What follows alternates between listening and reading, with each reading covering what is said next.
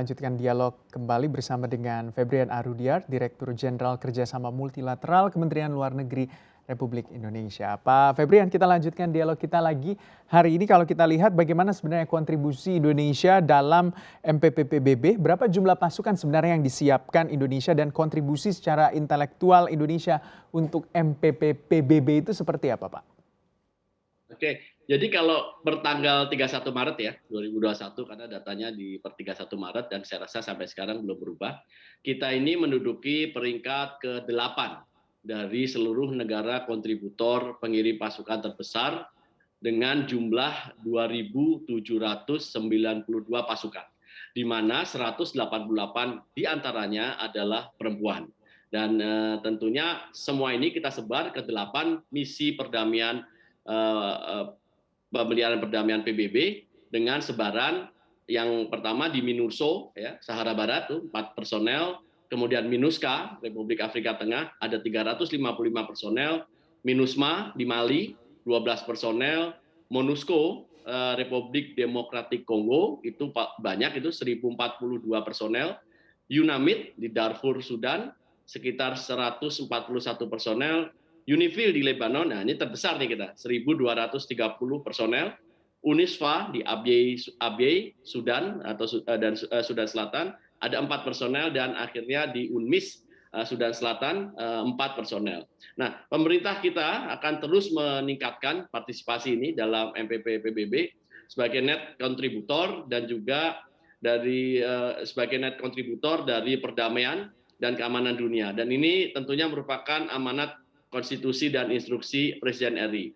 Pada tahun 2015 sampai 2019, kita tadi disampaikan juga di awal ya, telah memiliki peta jalan menuju perwujudan Vision 4.000 Peacekeeper. Meskipun jumlah pasukan saat ini di akhir tahun 2019, di akhir tahun saat ini 2021 ini belum mencapai angka 4.000 personel, namun kita telah berhasil meraih tujuan filosofis dari peta jalan ini, yakni sebagai peringkat ke-8 dari negara penyumbang pasukan. Dan ini saya rasa 10 besar ini luar biasa.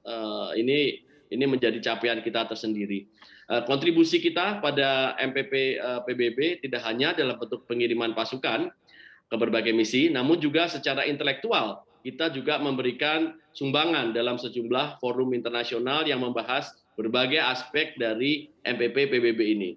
Selain itu juga secara garis besar sejumlah kontribusi intelektual Indonesia dalam memajukan MPP PBB misalnya dapat saya sampaikan, antara lain berkontribusi sebagai salah satu negara perumus Action for Peacekeeping atau A4P ya. Jadi inisiatif A4P ini berfokus untuk membekali peacekeeping dengan ekspektasi yang realistis ya. Kemudian juga penguatan misi pemeliharaan perdamaian dan juga revitalisasi yang berfokus pada solusi politik. Indonesia juga tercatat telah melakukan berbagai upaya implementasi dari ke-8 area prioritas A4P ini melalui berbagai komitmen spesifik yang dilakukan dalam konteks nasional maupun global. Kontribusi kita yang lain yaitu pada saat menjadi anggota tidak tetap Dewan Keamanan PBB, Mas Gibran. Agenda peacekeeping misalnya kita jadikan salah satu isu prioritas keanggotaan kita, dan pada presidensi kita bulan Mei 2019 kita menyelenggarakan sidang terbuka Dewan Keamanan PBB mengenai MPP PBB. Jadi khusus mengenai MPP PBB kita angkat dengan berjudul Investing in Peace, Improving Safety and Security of UN Peacekeeping, yang dipimpin pertemuan ini langsung oleh Menteri Luar Negeri Ibu Retno Marsudi. Kita juga menginisiasi suatu presidential statement di DK tentang peningkatan kapasitas peacekeeping untuk meningkatkan keselamatan dan keamanan personel. Karena kita memandang dalam investing in peace ini, keselamatan dan keamanan personel harus menjadi salah satu tujuan signifikan. Karena ini bagian dari investing kita in peace. Selanjutnya kita juga menginisiasi resolusi Dewan Keamanan PBB nomor 2538 tentang Women in Peacekeeping pada tahun 2020, di mana kita secara konsisten mendorong pelatihan dan peningkatan kapasitas personel PKO, dan juga kita bersama RRT dan Maroko dan Pakistan menyelenggarakan triangular meeting dengan topik training, capacity building, safety and security and performance of UN peacekeeping.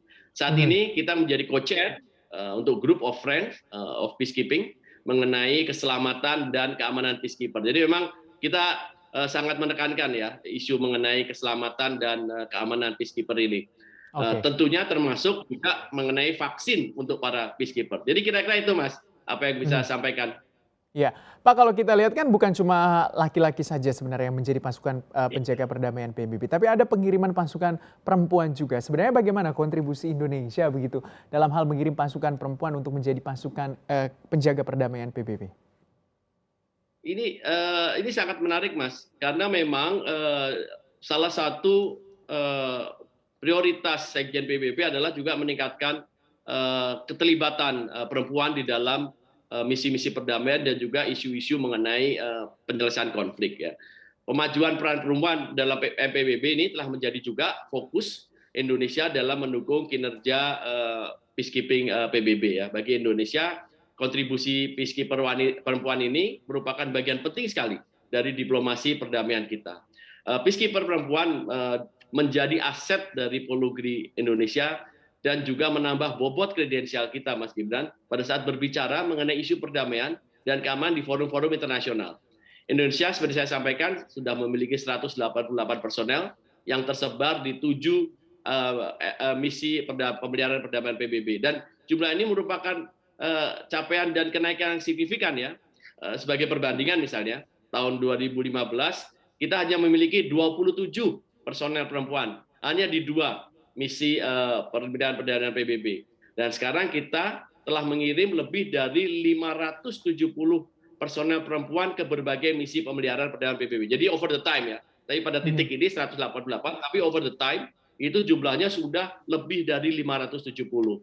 Nah, perluasan peran dan kontribusi perempuan ini dalam berbagai operasi lapangan PBB misalnya juga telah diamatkan dalam resolusi DK PBB nomor 1325 tentang Women, Peace and Security dan resolusi 2538 tentang Women Mhm. in Peacekeeping.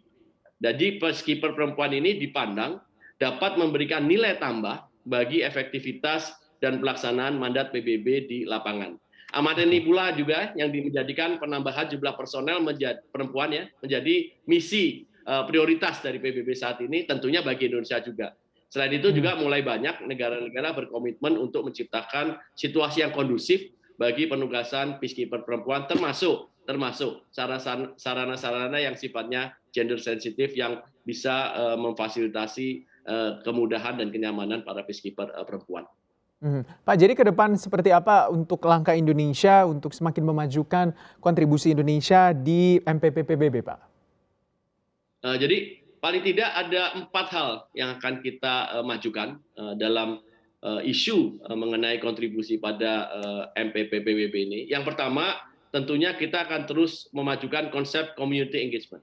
Saya rasa konsep community engagement ini merupakan tanda petik ya, trademark dari kontingen Indonesia ya. Yang satu yang perlu dikedepankan dan ini juga dilakukan oleh personel MPP Indonesia yang dipercaya telah mendukung pelaksanaan tugas di lapangan yang merupakan salah satu elemen pendukung menuju perdamaian berkelanjutan. Dan ini merupakan kekuatan dari kontingen Indonesia. Yang kedua, di tengah masa pandemi ini yang masih berlangsung, kita juga akan terus memajukan aspek keseimbangan antara menjaga keselamatan peacekeeper dengan pemenuhan mandat para peacekeeper, khususnya untuk perlindungan warga sipil. Yang ketiga, kita akan terus meningkatkan peran tentunya dan jumlah personel perempuan dalam MPP PBB, dan yang terakhir kita terus melakukan penguatan mekanisme koordinasi di tingkat nasional untuk mendukung peran Indonesia dalam MPP PBB. Koordinasi yang Mhm. erat antara pemangku kepentingan akan sangat mendukung kinerja peacekeeper kita di lapangan, dan hal ini tentunya juga akan membuka peluang baru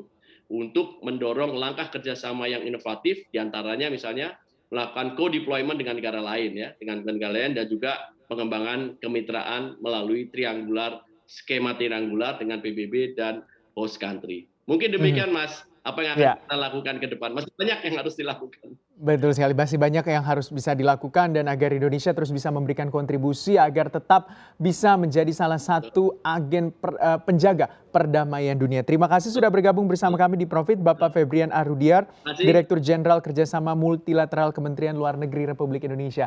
Sehat selalu dan sukses Salam untuk Anda Garuda. juga, Pak. Salam Garuda, Pak. Garuda. Jangan lupa untuk download aplikasi CNBC Indonesia yang tersedia di Play Store dan juga App Store untuk mengikuti terus perkembangan informasi seputar ekonomi dan bisnis terkini.